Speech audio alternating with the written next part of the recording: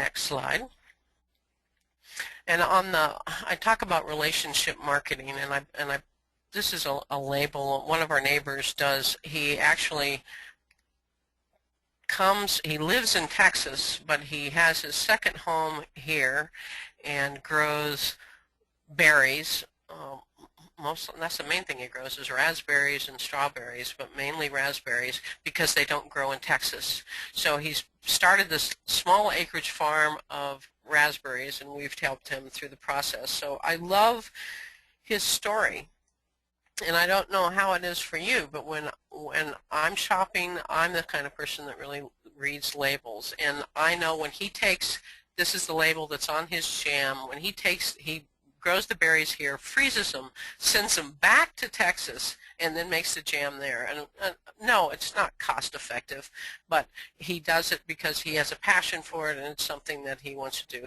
This guy made his money making movies a long time ago, so now he's a berry grower and selling jam in Texas. But I'm sure he hired someone to come up with this. But you read this label, and you think of somebody back in Texas reading this label and have this exotic jam made in North Idaho where the winters are long and hard.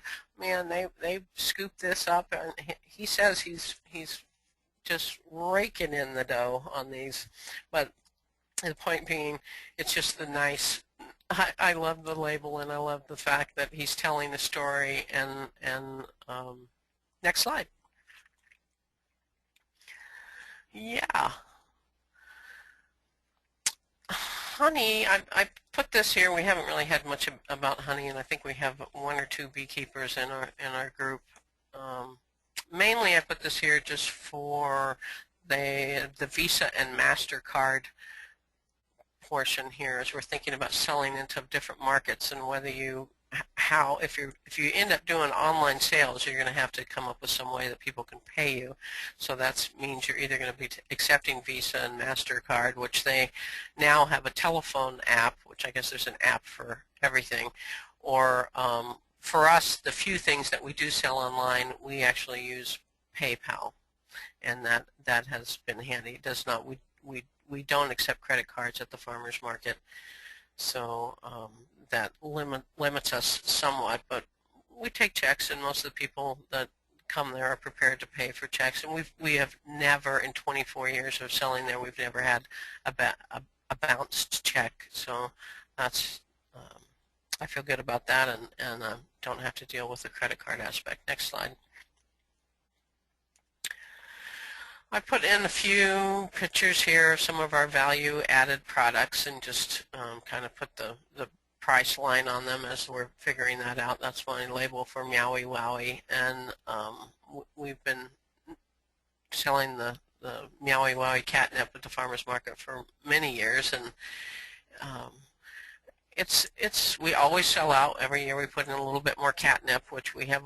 I mean, catnip, any kind of mint grows like crazy, but we do have 4 cats, and we often have to fence it off in a place where the cats can't get to it. And we started growing the catnip in the chicken yard because the cats won't go in there, and usually the chickens don't eat it.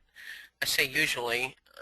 Last year they ate it, so I lost most of my crop, so that didn't work out so well. So they didn't eat it for 10 years, and then they did. So that's just the nature of farming.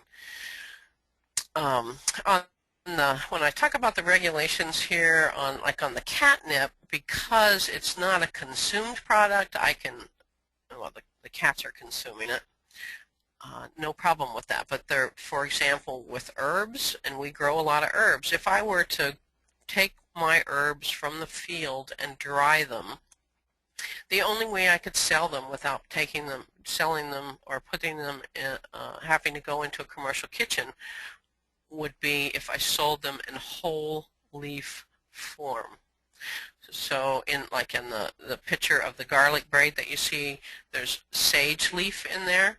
If I want to sell sage as an herb, it would have to be in whole leaf. If I crush that leaf, I have to do it in a commercial kitchen. So that's where the rules and regs come in, that you need to know that. Next slide. So because I thought about doing herbs and selling dried herbs, but I really don't want to have to go to a commercial kitchen. So this, I just put this here, even though it's just Indian corn. They're the little miniature popcorns that we grow and we've been saving seed from for years. It's really considered a value-added product because I put the raffia on it. I'm not selling just corn. I took the time to tie that on there, and I sell them for $1 a piece, and I sell out every year. Next slide.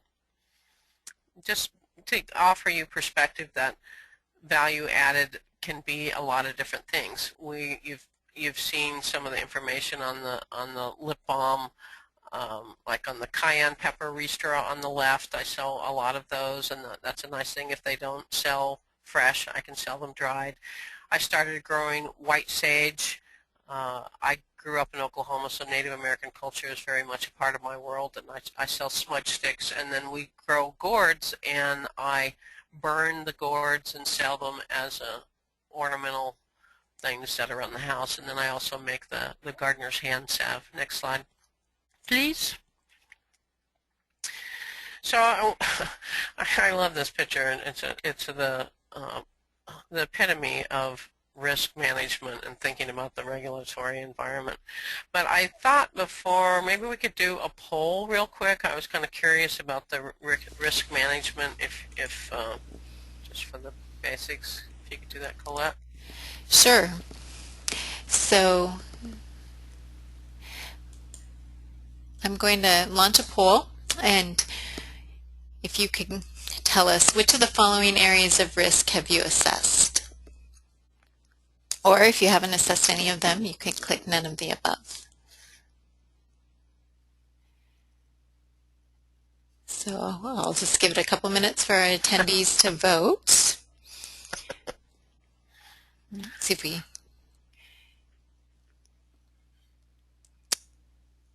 So half of our participants have voted. Waiting for a couple more.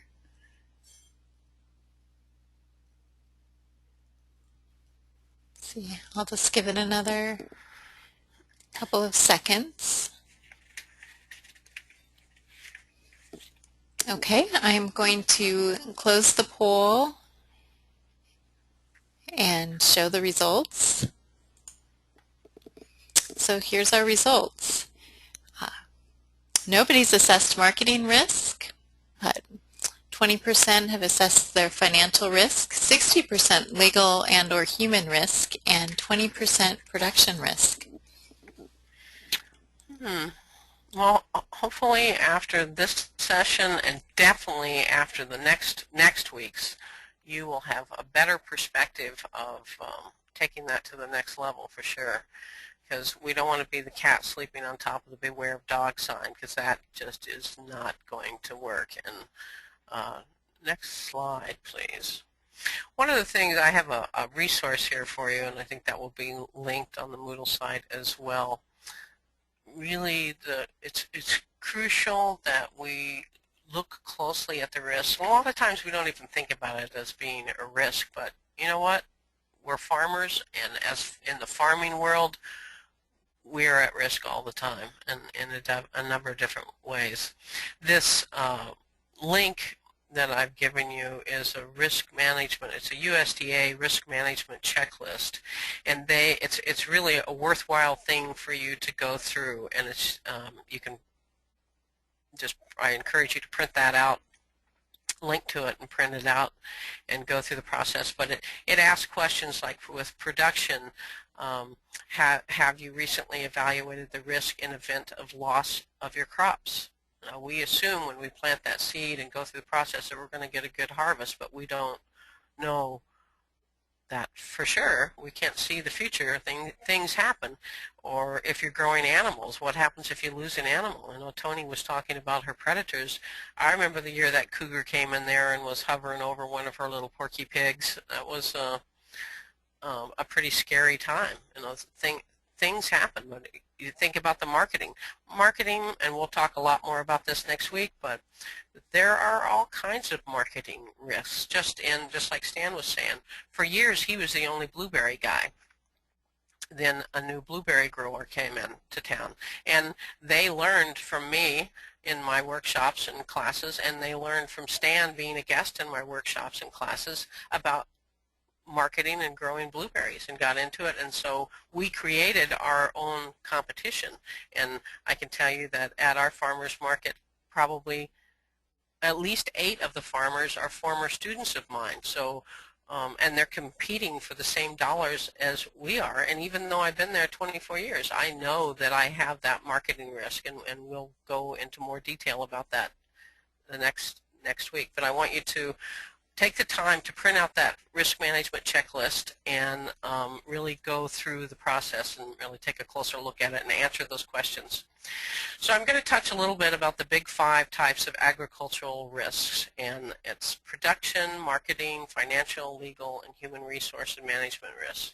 And really, the more you know, the better you can be at assessing and reducing the risks of farming, and that's we want that to be happening. Next slide, please. Risky business. Talk about risky business.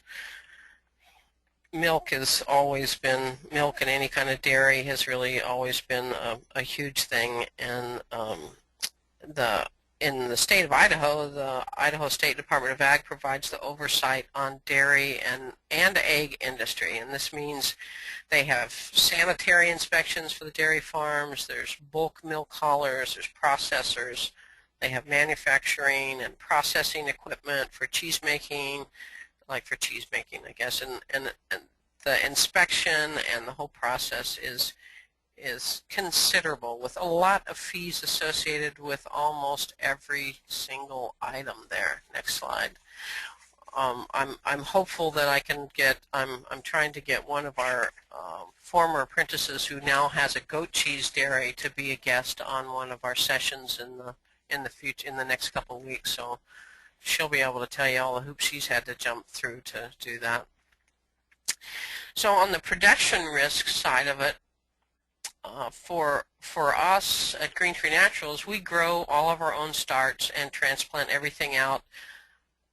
We probably transplant 75% of our garden. So what we direct seed is beans, carrots, peas, radishes, Swiss chard, and spinach, and a few herbs like dill and cilantro that don't transplant well. For us, reducing our production risk, that's what doing transplanting does, because I'm starting with a healthier plant when I put it out. It's less susceptible to pests in the field. It also, when everything that goes out, I end up covering. Next slide. So I protect it when it goes out. We have everything has frost protection when it goes out, and the silver that you see there is actually shade cloth, and that's for heat. And sometimes we cover inside the hoop houses as well. So we have, for our production, managing our production risk, the hoop houses are one way of doing that. We have 3 13 by 36 foot hoop houses. We have 4 13 by 18 foot hoop houses, and we just put up a high tunnel that's a 24 by 48 foot structure, and we have a 36 by 96 foot greenhouse that we're putting into production this year, that we're just going to use it as a high tunnel, rather than, we were hoping to do it as a greenhouse, but we're going to keep it simple and try to keep the costs down. But I need to do everything I can to minimize production risks, so my investment in these hoop houses and covering things, always, it's the best thing I can do to reduce my risk. Next slide.